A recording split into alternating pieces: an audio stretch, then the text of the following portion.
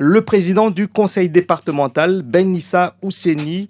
Ben Issa Ousseni, bonjour. Bonjour Maurez, bonjour Mauré. Merci d'être avec nous ce matin. Alors, la semaine dernière a été animée par le feuilleton GIP Europe et le départ du directeur Soula Ali. Et on a tout entendu autour de ce dossier, Ben Issa Ousseni. Qu'en est-il exactement? Est-ce que le département n'aurait pas assez soutenu ce directeur, même s'il était désigné par la préfecture? Qu'en est-il réellement? Et puis, quel sera l'avenir de ce GIP? Est-ce que le département va diriger ce GIP bientôt? Quand? Et à quoi doit-on s'attendre? Oui, d'abord préciser qu'effectivement, le GIP a été créé il y a quelques années pour 6 ans, donc 2021-2027, pour la gestion des fonds 21-27, et qu'il a été décidé une co-gérance, mais d'abord une première présidence de la préfecture, avant de basculer à la présidence du conseil départemental prévue en 2024. Dans un an. Dans un an, oui. Donc pour l'instant, c'est le préfet qui préside le GIP et qui a les prérogatives de la désignation du directeur du GIP, seul, bien sûr, et aussi du renvoi du président, du directeur du GIP. Effectivement, nous avons appris, comme tout le monde, qu'il y a un point de rupture entre le directeur du GIP et le préfet qui préside actuellement le GIP et qui a pris la décision de se séparer de son directeur. Bien sûr, on a essayé de comprendre le sujet, mais il faudrait d'abord comprendre que c'est une prérogative seule du préfet qui décide avec qui il travaille. Il a besoin de quelqu'un en qui il a confiance pour travailler ensemble, et on a compris que cette relation de confiance est rompue entre le préfet et le GIP. Mais le contenu profond du dossier, nous ne l'avons pas. Et quand c'est comme ça, je crois que c'est très compliqué de continuer à travailler ensemble. Et comment vous allez travailler à partir de 2024 du coup? Est-ce qu'on a déjà... Vous avez déjà le profil du directeur que vous allez choisir? C'est vous qui allez le présider? D'abord, il faut comprendre, là, celui-là, il part. Il appartiendrait encore une fois au préfet de désigner le prochain directeur. C'est lui qui va remplacer Ali Soula. Et il lui appartiendra seul au préfet de désigner cette personne-là. Je ne connais pas encore cette personne-là. Je ne connais pas le profil que le préfet recherche. Il désignera ce directeur et au moment où le conseil départemental devra présider ce GIP, on prendra aussi en compte de la personne qui sera là, si c'est un profil qui correspond ou pas à ce que nous recherchons. Mais aujourd'hui, je ne peux pas encore désigner un directeur au GIP.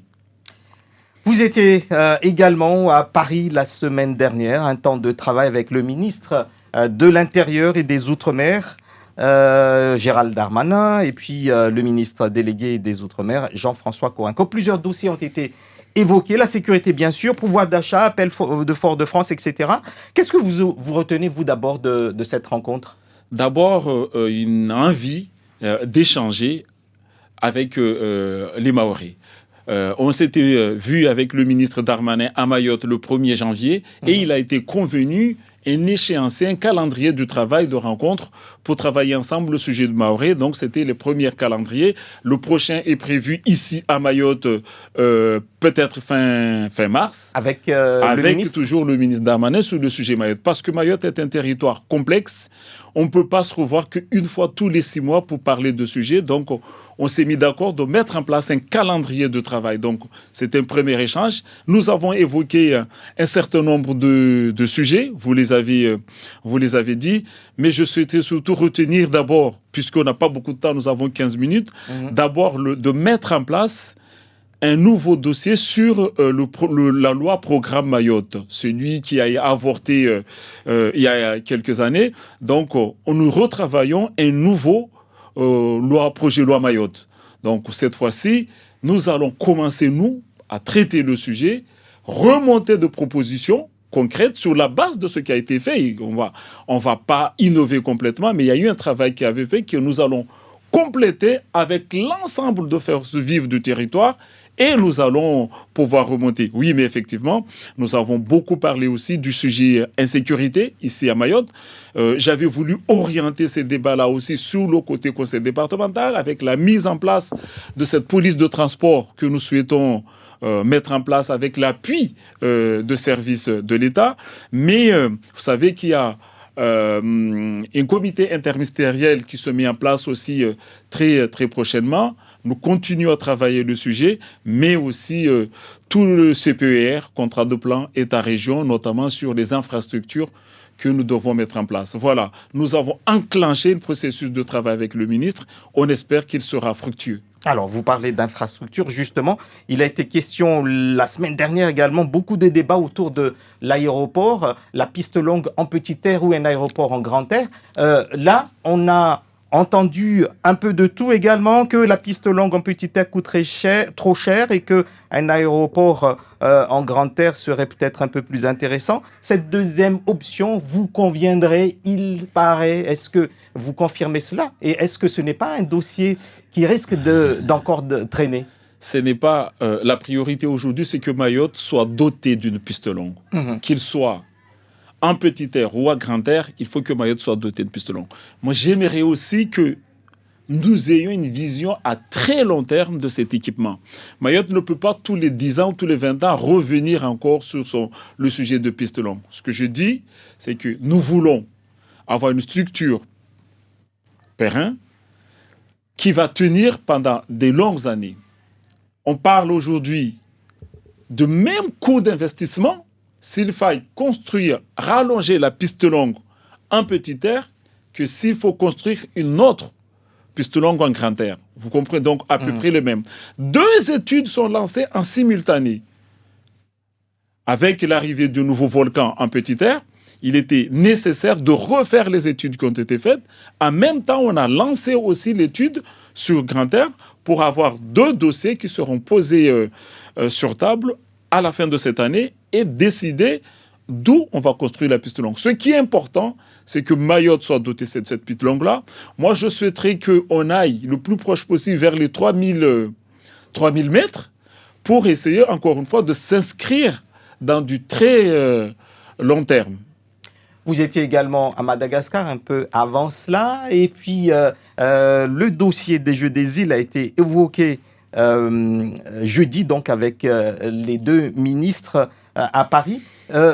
Ces Jeux des îles vont se tenir fin août, mi-septembre à Madagascar. Et la question, évidemment, que se posent encore les Mahorais, c'est cette question autour de l'hymne et des couleurs de la France pour Mayotte. Est-ce que vous avez pu avancer dessus? Parce qu'on a entendu également votre souhait, ou en tout cas vous dites, si rien n'est fait, que Mayotte aille là-bas avec l'hymne local, un hymne local. Moi, je le dis, et je le précise bien, merci d'avoir posé la question et permettez-moi de prendre un peu de temps pour le répondre. Je le dis d'abord que pour les Jeux 2023, je me positionne bien sur les Jeux 2023, la charte est très claire. Et pour ces Jeux-là, la charte ne sera pas modifiée pour Mayotte. Donc ça veut dire quoi? Mayotte n'aura pas le droit de défiler avec le drapeau bleu, blanc, rouge et n'aura pas droit à l'hymne national. Pour 2023, rien ne peut être fait dans ce sens-là. Et moi, je le dis encore une fois, nous sommes un territoire fier de ce que nous sommes et nous devons être fiers de ce que nous sommes. Vous savez, je vois les autres territoires qui, pourtant, ont la possibilité de défiler avec le drapeau national, afficher fièrement leur drapeau local. C'est de ça que je parle. Je le dis, nous ne pouvons pas participer à ce jeu-là sans aucune identité. Nous devons nous approprier de ce que nous sommes. Moi, j'estime que M'Tsangamouji, c'est la France, Mayotte, c'est la France, et tout Mayotte, c'est l'Europe. Donc, afficher un drapeau de Mayotte pendant ces jeux-là n'est pas une honte, c'est une reconnaissance de ce que nous sommes, un territoire français au sein de l'océan Indien. Je précise aussi que le conseil départemental met 2 500 000 pour ces Jeux des îles 2023. Et cet investissement doit aussi servir au territoire. Il faut que Mayotte se fasse connaître. Mayotte doit être vue afficher le drapeau de Mayotte permet aussi à notre territoire d'être vu, d'être connu. Un temps où on parle de Mayotte souvent d'une manière très négative, ces Jeux de îles peuvent être une belle vitrine pour parler de Mayotte autrement, pour que Mayotte se fasse connaître autrement par la zone océan Indien, mais aussi par le monde. Donc, il est important que Mayotte, bleu, blanc, rouge ou pas, affiche son drapeau, que Mayotte se fasse connaître. J'ai envie de dire au monde sportif que ne donnons pas au prétexte à nos adversaires, à ceux qui sont contre Mayotte, de se moquer de nous. Moi, quand je vois le monde sportif cautionner que des Maoris puissent participer dans la sélection comorienne, ça, c'est une honte. Ça, c'est une honte. Et pourtant, le monde sportif ne réagit pas. Je suis désolé, Mayotte doit s'approprier de ce qu'il est. Mayotte doit être fier de ce que nous sommes. Parce que nous sommes un territoire où beaucoup se tuent pour arriver ici. Donc, commençons déjà à porter haut et fort nos couleurs. C'est important pour ce territoire. Alors, ce sera donc le drapeau du conseil départemental ou qui sera affiché du coup? Aujourd'hui, pour le jeu 2023. Mais on peut aller beaucoup plus loin. Tous les territoires ont leur drapeau. Et ça ne fait pas d'eux des indépendantistes. La Réunion a son drapeau, qu'il affiche fièrement. Les Réunionnais qui gagnent affichent d'abord le drapeau de la Réunion. Les Bretons ont leur drapeau, qu'ils affichent fièrement. Ça ne fait pas d'eux des indépendantistes, des autonomistes. Encore une fois, je précise, je ne suis pas autonomiste, je ne suis pas indépendantiste, je suis maoré, fier d'être français, fier d'être européen. Mais je suis d'abord maoré et j'ai envie que nous parlons de Mayotte d'une manière positive, que nous affichons notre drapeau. Et concernant l'hymne, alors, est-ce qu'on va, comment dire, il y a des fortes chances qu'on gagne des médailles. Et ça sera comment? Est-ce qu'on utilisera l'hymne qui a toujours été utilisé ou L'hymne est un autre sujet, beaucoup plus complexe, bien sûr, que le drapeau. Mais qui donne moins aussi de visibilité que le drapeau. L'hymne est un sujet que nous pouvons retravailler, réétudier. Je le dis que je ne suis pas fermé non plus à l'idée d'avoir un chant de victoire pour nous, qui ne sera pas forcément un hymne national, mais un chant de victoire maori, que nous pouvons tout à fait travailler et qui sera présenté lorsque les Maoris gagnent. Mais le sujet est beaucoup moins important que le sujet du drapeau, qui lui est un affichage qui permettrait de voir Mayotte. Jeux des îles de 2023, vous dites, là c'est fini, de toute façon tout est bouclé. 2027, il était question que Mayotte se positionne. Qu'en est-il? Et surtout, que va-t-il changer? Est-ce que d'abord Mayotte, selon vous, pourrait tenir dans ce calendrier les infrastructures nécessaires, etc. Puisque ça faisait partie déjà des souhaits de votre prédécesseur, soit Bahadine Ibrahim, et vous avez repris ce drapeau. Oui, en termes d'équipement, je crois que nous serons prêts. Parce que pratiquement toutes les études ont été lancées sur les équipements que nous mettons en place, que ce soit la piscine olympique, le dojo, la salle polyvalente, les gymnases. Nous allons bientôt passer en phase construction de mise en chantier. Donc pour 2027, en termes d'équipement, nous serons prêts. Il faut aussi savoir que c'est le territoire d'accueil qui sélectionne les compétitions qui vont être mises en place. Donc les compétitions seront sélectionnées en fonction des équipements qu'on aura mis en place. Mais je crois qu'on sera prêt en termes d'équipement. Cette fois-ci, c'est que Mayotte est candidat.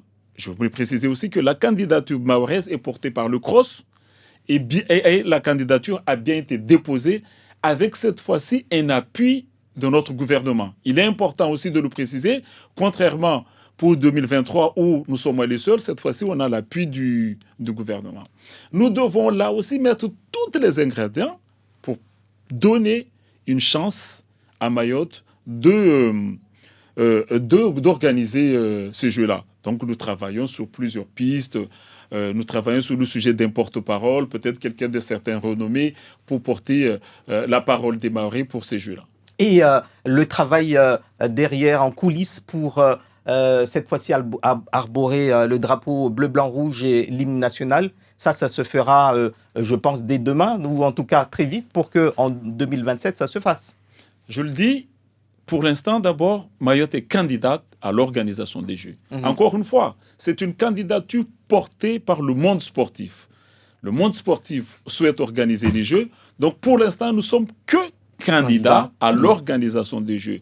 Le contenu sera travaillé au fur et à mesure. Et encore une fois, si le problème de drapeau se posera, je ne sais pas, je crois que peut-être qu'il va se poser, on aura déjà notre drapeau du territoire que nous pourrons mettre en avant. Et avant cela, il y a les Jeux Olympiques de 2024 à Paris.